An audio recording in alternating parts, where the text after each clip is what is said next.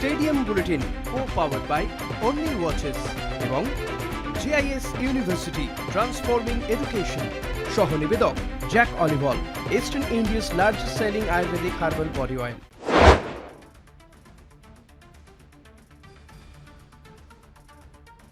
নমস্কার, শুরু করছি স্টেডিয়াম বুলেটিনের শুরুতেই আমাদের সমস্ত মুসলিম দর্শকদের ঈদ মোবারক জানাই। আপনারা সবাই পরিবার পরিজন নিয়ে খুব আনন্দে খুশির ঈদ কাটান। আমাদের এই স্টেডিয়াম বুলেটিন অনুষ্ঠান presented by Jack olive oil, powered by only watches. আজকের অনুষ্ঠানে আপাতত আমি একা, কিন্তু একটু পরেই আপনারা জয়জ্যোতিকে দেখতে পাবেন ইডেন গার্ডেন্স থেকে।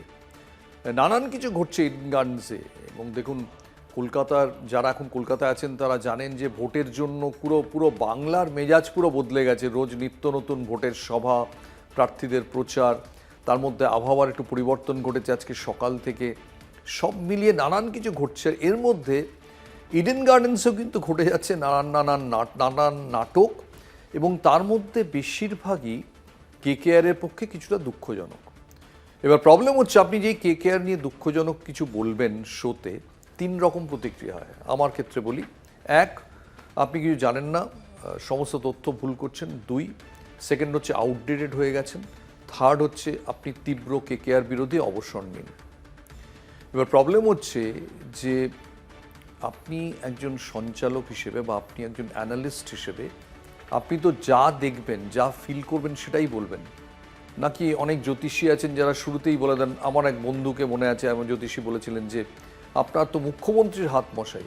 এবার সেটা শুনে এমন আনন্দে আত্মহারা হয়ে গেল যে তারপরে তার পেশাদার জীবন কিভাবে নির্বাহ করতে হবে সেটাই ভুলে গেল। এবং প্রসঙ্গত জানাই, সে একজন সাংবাদিকই ছিল, আজকে প্রয়াত। এরম নানান কাজে আমি তো সেরকম জ্যোতিষীর মতো আপনাদের বলতে পারবো না যে কেকেআরের ভবিষ্যৎ দুর্ধর্ষ লাগছে। ঠিক এক্ষুনি যদি জিজ্ঞেস করেন, এখনকার মতো কেকেআরের ভবিষ্যৎ মেঘাচ্ছন্ন লাগছে। আমি জানি কেকেআর সমর্থকদের জন্য 3টে বছর ভীষণ মাদকতাপূর্ণ, ভীষণ স্মরণীয়। 2012, 2014, 2024 এই 3টে বছর কেকেআর চ্যাম্পিয়ন হয়। এই 2টো বছর গৌতম গম্ভীরের 2012, 2014 এই 2টো ফাইনাল কাভার করার অভিজ্ঞতার সুবাদে বলতে পারি যে একটা মায়াময় রাত ছিল 2টো ফাইনালেই। এবং 2024 তারপরে 3rd। কিন্তু তারপর থেকে 2024-এর পর আপনারা যারা আমাদের শো দেখেন বা পারলে ইউটিউবে গিয়ে পুরোনো শোগুলো দেখবেন, আমরা বারবার বলেছি যে কেকেআর নিলামে বিরাট গণ্ডগোল করে ফেলেছে। ওই 2024-এ জেতার পর প্রথমত গৌতম গম্ভীর বেরিয়ে যান, তারপরে তারা ক্যাপ্টেন শ্রেয়াস আইয়ারকে ছেড়ে দেয়, ফিল সল্টকে ছেড়ে দেয়, মিচেল স্টার্ককে ছেড়ে দেয়। আমরা বারবার বলেছিলাম যে এটা মারাত্মক গণ্ডগোল এবং এবার খারাপ হতে বাধ্য। ঠিক তাই হলো গত বছর। এবছরও কেকেআর যদিও অকশনে চেঞ্জ করেছে নিজেদের ভাগ্য বদলানোর, বাট মেগা অকশনে যদি আপনি পারফর্ম না করেন তাহলে খুব মুশকিল। আজকে যদি আইএসএল দেখেন, মোহনবাগান ইস্ট বেঙ্গল, তারা যদি টিমটা শুরুতে গড়তে না পারে বিভিন্ন টিম নিয়ে, অর্থাৎ খেলার আগেই কিন্তু একটা আইএসএল শুরু হয়ে যায়, তেমনি আইপিএল শুরু হওয়ার আগেও একটা আইপিএল শুরু হয়ে যায়, যেটা অকশন টেবিল থেকে চলে। সেখানে যদি আপনি গণ্ডগোল করে ফেলেন তাহলে কিন্তু খুব মুশকিল, পরে গিয়ে সামাল দেওয়া গুরুত্বপূর্ণ অসুবিধে হয়ে যায়। তাই সব ফ্র্যাঞ্চাইজি মালিকরা দেখবেন ক্রিকেটারে একদম ঠেসে টিমটাকে সেইভাবে পাঠান অকশন টেবিলে। আমি জানি না কেকেআরে 2025-এ ভেঙ্কি মাইসোর কাকে নিয়ে গিয়েছিলেন, ছবি দেখে বলতে হবে, আমার মনে হয় তিনিই ছিলেন প্রধান নক্ষত্র। এবং সামহাও টিমটা খুব গণ্ডগোল হয়ে গেছে এবং তার রেশ আজকের দিনেও কেকেআরকে ভুগতে হচ্ছে। যতক্ষণ না পরের মেগা অকশন হয় ততক্ষণ হয়তো ভুগতে হবে। কেন প্রবলেম? আপনারা সবাই জেনে গেছেন যে কেকেআর টিমে প্রচুর চোট আঘাত। সবচেয়ে বড় প্রবলেম হচ্ছে কেকেআরে পেস বোলার নেই। মুস্তাফিজুর খেলতে পারলেন না, সেটার দোষ কেকেআরের নয়। মুস্তাফিজুর খেলতে পারলেন না একটা বোর্ডের নির্দেশ। এবং তারপরে ভারত বাংলাদেশ সম্পর্ক, সেটা নিয়ে কি ঘটলো আমরা সবাই জানি। মুস্তাফিজুর গেলেন। এবার পাথিরানা, শ্রীলঙ্কার পেস বোলার, যাকে 18 কোটি টাকা দিয়ে কেকেআর আনলো, তিনিও ইনজিয়ার্ড হয়ে গেলেন। সবচেয়ে বড় ধাক্কা হলো হর্ষিত রানার আইপিএল থেকে ছিটকে যাওয়া, যেটা কেকেআর জানতে পারলো কালকে। কারেন্ট ইন্ডিয়ান টিমের একজন পেস বোলার, তিনি ছিটকে গেলেন আইপিএল থেকে, অর্থাৎ pacer number 3। Pacer number 4 Akashdeep, শোনা যাচ্ছে তারও চোট। এমনিতে তো আকাশদীপ ইদানিংকালে প্রচুর রান দিয়েছেন, সৈয়দ মুস্তাক আলী, বিজয় হাজারে ট্রফি, এমনকি রঞ্জি ট্রফিতেও যদি দেখেন আকাশদীপ স্বামী যতটা ভালো বল করেছেন, আকাশদীপ কিন্তু তার পাশে সহযোগী পেসার হিসেবে সেরকম সাহায্যে আসতে পারেননি। কাজেই আকাশদীপ আছেন কিন্তু তার চোট। এই অবস্থায় কি করবে কেকেআর? কেকেআরে ক্যামেরন গ্রিন আছেন, পেস বোলিং করতে পারেন, এবং অবশ্যই তিনি জিম্বাবুয়ে থেকে এসে গেছেন এই লাস্ট বিশ্বকাপের যিনি বিস্ময়, অর্থাৎ সে মুজরাবানি। এবার প্রশ্ন হচ্ছে যে কেকেআরের তাহলে পেস, ইডেন গার্ডেন্সের উইকেটটা মনে রাখবেন, ইডেন গার্ডেন্সের উইকেটটা অত্যন্ত পেস সহায়ক। উমরান মালিক আগের দিন শোতে বলছিলাম এক্স ফ্যাক্টর হতে পারেন, তারও ফর্ম খুব খারাপ। এবার এই তথ্যগুলো যদি আপনার হাতে থাকে তাহলে কি আপনি বলবেন যে নামশাই আপনার হাত মুখ্যমন্ত্রীর মতো? যাচ্ছে এটা ছোট্ট বিরতিতে, কোথাও যাবেন না প্লিজ। ফিরে এলাম বিরতির পর। কেকেআরে পেস বোলিং অপশন তাহলে কি রইল? ক্যামেরন গ্রিন রইলেন, মুজরাবানি রইলেন, ভারতীয় পেসারদের মধ্যে রইলেন বৈভব অরোরা, যার জার্নি আর্শদীপ সিং এর সঙ্গে একই সঙ্গে শুরু হয়েছিল, হর্ষিত রানার সঙ্গে ছিলেন, কিন্তু বৈভব অরোরা এখন অবধি তিনি একা একটা বোলিংয়ের নেতৃত্ব দেবেন এটা এখন অবধি আমরা দেখিনি। কেকেআরের একমাত্র উপায় হচ্ছে, আমি জানি না সেটা আদৌ সম্ভব কিনা, যে সৌরভ গঙ্গোপাধ্যায়কে বুঝিয়ে ইডেন গার্ডেন্সের উইকেটটা কিছুটা স্পিনার সহায়ক করা। কারণ কেকেআর টিমে 3 জন স্পিনার আছেন, সুনীল নারায়ণ, বরুণ চক্রবর্তী এবং অনুকূল রায়, যার ফর্মটা ইদানিংকালে ভালো। অনুকূলের যে আইপিএলে দুর্ধর্ষ ফর্ম তা নয়, কিন্তু ইদানিংকালে ঘরোয়া ক্রিকেটে খুব ভালো ফর্ম। এই অনুকূল রায় 3 জন তো আছেনই, প্লাস যাকে প্রথম 11 এক্ষুনি দেখছেন রচিন রবীন্দ্র আছেন। অর্থাৎ কেকেআরের স্পিন বোলিংটা পেস বোলিংয়ের চেয়ে অনেক বেশি উজ্জ্বল। কিন্তু ইডেন গার্ডেন্সের সারফেসটাই যে পেস বোলার সহায়ক। তাহলে কি করতে হবে? কথা বলতে হবে যে যদি একটু কম রোল করে, কম জল দিয়ে যদি কিছুটা উইকেটটাকে মন্থর করা যায়, তাহলে সেই মন্থর উইকেটে কেকেআরের চান্স বাড়বে। এবার এই রিকোয়েস্টটা আপনি যখন করবেন, এই অ্যাকোমোডেট করার জন্য যে রিকোয়েস্ট করবে আর যার কাছে রিকোয়েস্ট যাবে তাদের মধ্যে একটা ভালো সম্পর্ক থাকা দরকার। আদৌ কি সেই সম্পর্ক আছে? আমি খুব একটা শিওর নই। এমনিতে কেকেআরের যদি হোম রেকর্ড গতবার দেখেন, 7টা ম্যাচের মধ্যে মাত্র 2টো ম্যাচ কেকেআর হোমে জিতেছে। 7 ম্যাচের 2টো, 4টে ম্যাচ হেরেছে, একটা ম্যাচে রেজাল্ট হয়নি, যদ্দূর মনে পড়ছে বৃষ্টি এসে যাওয়ায়। অর্থাৎ 4টে ম্যাচ হেরেছে 7 ম্যাচে। আপনি যদি ট্রফি জিততে চান বা আপনি প্লে অফে যেতে চান, আপনার হোমে অন্তত 4টে ম্যাচ জিততেই হবে। যে বছর কেকেআর চ্যাম্পিয়ন হয়েছিল 7 বারের 5টা ম্যাচ হোমে জিতেছিল, এই ইডেন গার্ডেন্সেই জিতেছিল। তার একটা বড় কারণ ছিল মিচেল স্টার্ক ছিলেন সেই টিমে, হর্ষিত রানা ভালো বল করেছিলেন, একটা ভালো পেস অ্যাটাক ছিল। এবার তো সেই অর্থে কিছুই নেই। 25 কোটি টাকা দিয়ে ক্যামেরন গ্রিনকে কেনা হয়েছে। ক্যামেরন গ্রিনের ইদানিং ফর্ম দেখেছেন, একদমই ভালো যাচ্ছে না। এবার ক্যামেরন গ্রিন যদি এই 25 কোটি টাকার ট্যাক্স সামলানো কিন্তু সহজ নয়। মিচেল স্টার্কের মতো প্লেয়ার 26 কোটির ট্যাক্স সামলাতে তার জীবন বরবাদ হয়ে যাচ্ছিল, এবং ফাইনালি গম্ভীর তাকে টিম থেকে বাদ দেন। তিনি এত রান দিচ্ছিলেন, কারণ ওই যে হয় যে আপনি কটা ডেলিভারি করছেন, আপনাকে কত টাকায় কেনা হয়েছে, কনস্ট্যান্টলি বহির জগতে ক্যালকুলেশন চলতে থাকে, সোশ্যাল মিডিয়া লেখালেখি হয়, এবং মনে রাখবেন আপনার টিমমেটরাও কিন্তু হিসেব করেন যে এই লোকটা এত বেশি টাকা পেয়েছে, তাহলে ও কেন ম্যাচ জেতাবে না, আমি কম টাকায় কেন রোজ ম্যাচ জেতাবো।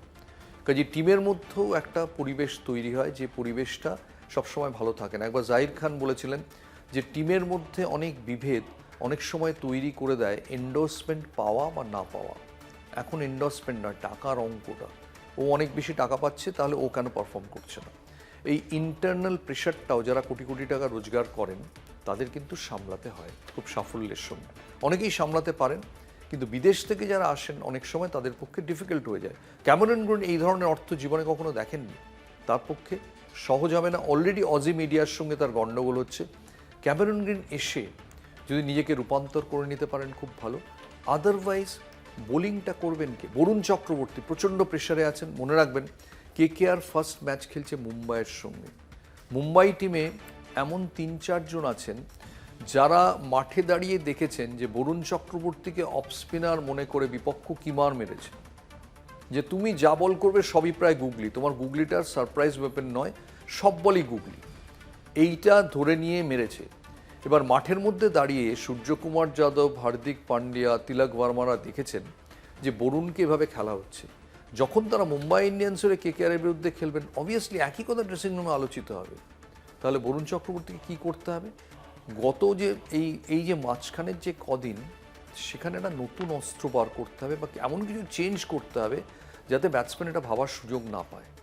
বরুণ খুব বুদ্ধিমান বোলার এবং অ্যাকচুয়ালি থিঙ্কিং ম্যানস ক্রিকেটার। আপনারা অবাক হয়ে যাবেন শুনলে যে বরুণ চক্রবর্তীর অ্যাম্বিশন হচ্ছে খেলা ছেড়ে দেওয়ার পর সিনেমা বানানো, যেখানে তামিলনাড়ুর টপ অ্যাক্টর বিজয় অভিনয় করবেন।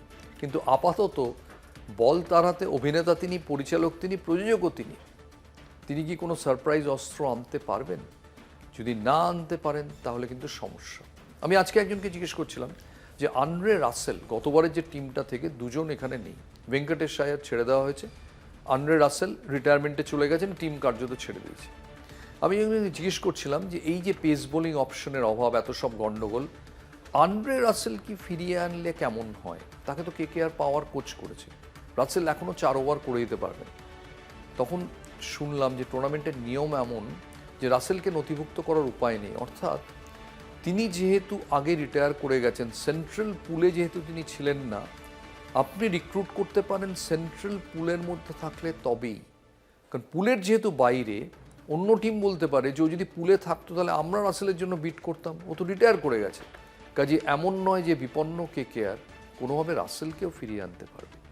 কাজে এই যে টিমটা ঘিরে অজিঙ্ক্য রাহানে, কিছুদিন আগে তিনি নিজে জানিয়ে দিলেন যে তিনি আর নেতৃত্ব দায়ভার নিতে চান না, কেকেআর তাকে নিজেরা নিয়ে এলো। এবার আমি কালকে অজিঙ্ক্য রাহানের রানটা দেখছিলাম, গতবার উনি কিন্তু ভালো রান করেছেন, 390 রান করেছেন অজিঙ্ক্য রাহানে, এবং অ্যাভারেজ হচ্ছে 147 স্ট্রাইক রেটে 390 রান করেছেন অজিঙ্ক্য রাহানে। সেই তুলনায় অন্যদের রান অনেক কম। এবার রাহানে খেলবেন কোন পজিশনে, এটা খুব ইম্পর্টেন্ট ব্যাপার। কারণ যখন ফিন অ্যালেন চলে এসছেন, টিম সাইফার্ট বোধহয় জায়গায় পাবেন না, ফিন অ্যালেন যখন চলে এসছেন, সুনীল নারিন যখন আছেন, দেখা যাচ্ছে সুনীল নারিন নিচে খেললে রান পান না, তার অ্যাভারেজ অনেক কমে যায় নিচের দিকে। তাহলে কি ওপেন করবেন রাহানে যদি ওপেন করেন, সুনীল নারায়ণ কত নম্বরে খেলবেন? 3 নম্বরে। তাহলে অঙ্গলিশ রঘুবংশী কত নম্বরে খেলবেন? রিঙ্কু সিং কত নম্বরে খেলবেন? কেকেআরের যেরকম একটা বড় সমস্যা যে তাদের পেস বোলিং অপশন নেই, আরেকটা বিশাল সমস্যা ওপেনিং কম্বিনেশনে অনেক বেশি অপশন আছে, যার চেয়ে একটা ছোট্ট বিরতিতে কোথাও যাবেন না, বিরতির পর খুব দ্রুত ফেরত আসবে। কেকেআরের গতবারের যদি হিসেব দেখেন, স্লোয়েস্ট স্কোরিং ইউনিট, সবচেয়ে কম 6 মেরেছে কেকেআর, মিডল ওভার স্লোয়েস্ট, একটা 50 পার্টনারশিপ হয়নি। আমি যা স্ট্যাটস দেখছিলাম, যদি এগুলো সবকটা সত্যি হয়, এবার এইটা যদি আপনি একটা স্ক্যান করে পান, তাহলে আপনি সেই টিম সম্পর্কে কি বলবেন? এবং মনে রাখতে হবে কেকেআরের ফার্স্ট ম্যাচ মুম্বাইতে মুম্বাই ইন্ডিয়ান্সের সঙ্গে। এবার তার মানে হচ্ছে প্রথমেই টিমটা এমনিতেই সংকটে আছে, গভীরতম সংকটে গিয়ে পড়ছে, কারণ মুম্বাইতে গিয়ে মুম্বাইকে খেলাটা বরাবর কেকেআরের বিশাল বিশাল সমস্যা। আর এখানেই আমার মনে হয় যে কোথাও একটা হয়তো আশার সংকেত হচ্ছে, এই খেলাটা যদি ইডেন গার্ডেন্সে হতো অনেক বেশি প্রেশার হতো। মুম্বাই ইন্ডিয়ান্স এরকম চোট আঘাত নিয়ে যাওয়া মানে সবাই ধরেই নিচ্ছে যে কেকেআর পারবে না, প্রেশারটা অনেক কম থাকবে। কে বলতে পারে যে মুম্বাই টিমটা 3-4টে টিম খেলার পর যদি সেট হয়ে যেত, সেট হয়ে যাবে যখন, তখন তাদের খেলাটা আরও প্রবলেমের ছিল। এখন মুম্বাই টিমটা যদি অনেকেই ফর্মে, কিন্তু সেট হয়নি, সিজনের শুরুতে খেলা। কেকেআর তো সেট নয়, কিন্তু কেকেআর নিয়ে কেউ কিছু বিশাল কোনো চিন্তা করছে না, সবাই ভাবছে যে কেকেআর এই টিম নিয়ে প্লে অফে যাওয়া ডিফিকাল্ট হবে। এই সময় যদি মুম্বাই ইন্ডিয়ান্সকে কেকেআর একটা আপসেট করে আসতে পারে, তাহলে কিন্তু সে গোটা টুর্নামেন্টের জন্য একটা মোমেন্টাম পেয়ে যাবে। এবং মনে রাখবেন যে বিদেশি প্লেয়াররা যাই করুন না কেন, ভারতীয় কোনো প্লেয়ারকে কিন্তু একটা দিশা দিতে হবে, সেই প্লেয়ারটা কে হবেন কেকেআর টিমে। এখন অবধি সেরকম কোনো নামের খোঁজ পাচ্ছি না। ওই যে বললাম, অনুকূল রায় ইদানিং ভালো ফর্মে রয়েছেন, বাকি যারা উমরান মালিক, আকাশদীপ, এদের রিসেন্ট ফর্মস ভালো নয়। এবার অনেক সময় আইপিএলের রিসেন্ট ফর্মস বদলেও যেতে পারে, কিন্তু সবচেয়ে ইম্পর্ট্যান্ট আমার মনে হয় কেকেআরের দিক থেকে সিএবির সঙ্গে সম্পর্কটা ঠিক করা, যাতে উইকেটটাকে সামান্য ঠিকঠাক করা যায়। সব হোম টিম করে, এর মধ্যে কোনো দোষের কিছু নেই। আপাতত ইডেন গার্ডেন্সে যে আছে জয়জ্যোতি ঘোষ, গত 2 দিন ধরে ইডেন গার্ডেন্সে টানা পড়ে আছে। আমি জয়জ্যোতির কাছে একটু যাই, যে জয়জ্যোতি কি বুঝছো আজকে ওয়েদার রিপোর্ট কি কেকেআরের? ইডেন গার্ডেন্সে রয়েছি এই মুহূর্তে। তবে আজকে বলে রাখি, ইডেন গার্ডেন্সে কিন্তু কলকাতা নাইট রাইডার্সের কোনো রকম আজকে অনুশীলন হয়নি। আজকে ছুটি কাটিয়েছে বলা যেতে পারে কেকেআর ক্রিকেটাররা। কিছু বিজ্ঞাপনী প্রচার অবশ্যই ছিল টিম হোটেলে, সেটা করেছেন কলকাতা নাইট রাইডার্সের ক্রিকেটাররা। তবে যেটা বলার বিষয়, খুব গুরুত্বপূর্ণ বিষয় আজকে বলবো, গতকাল আমি বলেছিলাম যে মাথিসা পাথিরানা মিড এপ্রিল পর্যন্ত অনিশ্চিত, হর্ষিত রানাও বলা যেতে পারে যে এক প্রকার রুল আউট। আজকে যে খবরটা দেব সেটাও কিন্তু চমকে দেওয়ার মতো, সেটা হচ্ছে যে আকাশদীপ ঘরের ছাড়া বলা যেতে পারে। আকাশদীপের ওপর অনেকেই ব্যাংক করেছিল এবারের আইপিএলে, তবে আকাশদীপ খেলতে পারবেন না। যা খবর পাচ্ছি ব্যাঙ্গালুরুর সেন্টার অফ এক্সিলেন্সে তার রিহ্যাবিলিটেশন চলছে, তবে যা খবর যে তার সুস্থ হতে, মানে তার ফিট হতে, ম্যাচ ফিট হতে অনেকটাই সময় লাগবে, এবং ম্যাচ ফিট হতে এতটাই সময় লাগবে তাতে হয়তো আইপিএলই শেষ হয়ে যাবে। অর্থাৎ কি দাঁড়ালো, আকাশদীপও টোটালি অনিশ্চিত এবং তিনি প্রায় রুল আউট হতে চলেছেন এবারের আইপিএল থেকে। অর্থাৎ আকাশদীপও এখান থেকে যদি রুল আউট হয়ে যায় তাহলে অপশান কারা পড়ে থাকলো। আকাশদীপ এবং হর্ষিত রানা দুটো মানে পেস বোলার, পেস ইউনিট যদি এইভাবে ধাক্কা খায় তাহলে আর কিছু বলার থাকে না। এখানে যারা যারা রয়েছেন তাদের মধ্যে অবশ্যই যারা নেট বোলিং করেছেন দেখা হচ্ছে, সিমরজিৎকে দেখা হচ্ছে, আকাশ মাথওয়ালকে দেখা হচ্ছে, নবদীপ সাইনিকে দেখা হচ্ছে। কে রিপ্লেস করবেন সেটা পরের বিষয়, তবে এটা যে একটা বড় রকমের ধাক্কা সেটা বলার অপেক্ষা রাখে না। গতকাল প্রেস কনফারেন্স করেছিলেন এবং কলকাতা নাইট রাইডার্সের হেড কোচ অভিষেক নায়ার এটাই বলেছিলেন যে 23শে মার্চ একটা ইন্ট্রা স্কোয়াড ম্যাচ রয়েছে, মানে গতকাল তো একটা ইন্ট্রা স্কোয়াড ম্যাচ হয়েছে।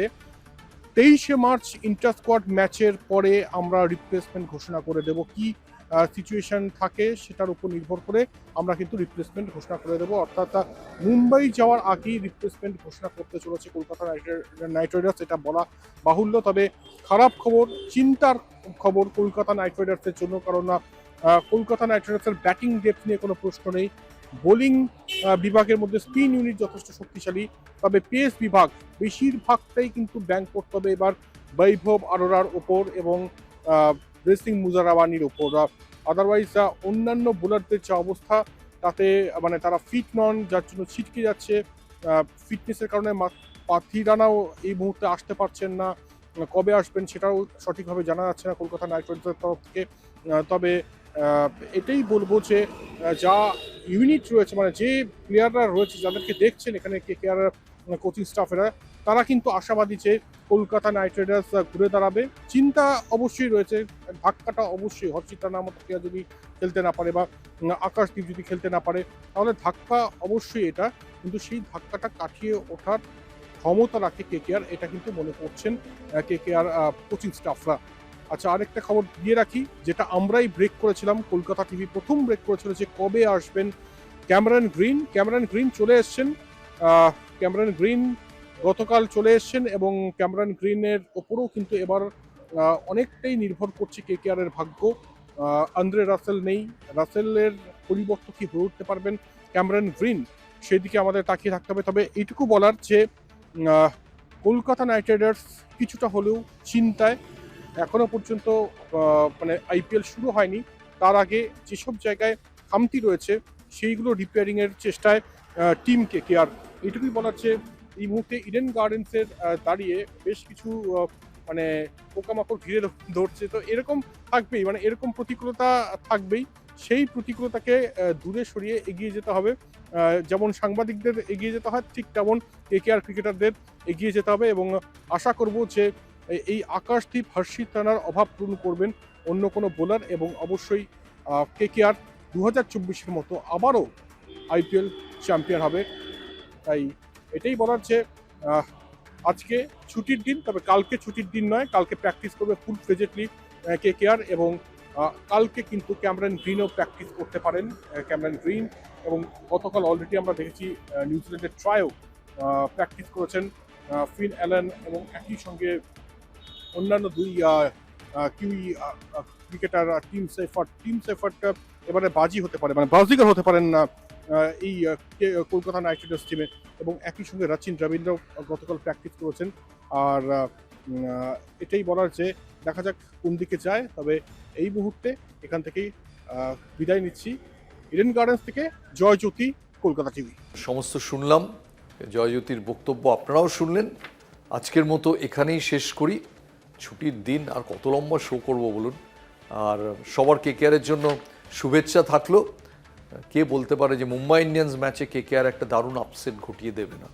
কিন্তু তার আগে যদি বলি, এটা হচ্ছে যুক্তি নয়, এটা হচ্ছে আশা। যদি যুক্তি বলেন, বিজ্ঞান বলেন, এই মুহূর্তে কেকেআরের সম্পূর্ণ বিরোধী। তাতে আপনাদের ট্রোলিং যদি বাড়তে থাকে কিছু এসে যায় না, বিশ্বাস করুন। ঠিক এই মুহূর্তে এটাই পরিস্থিতি। শুভরাত্রি।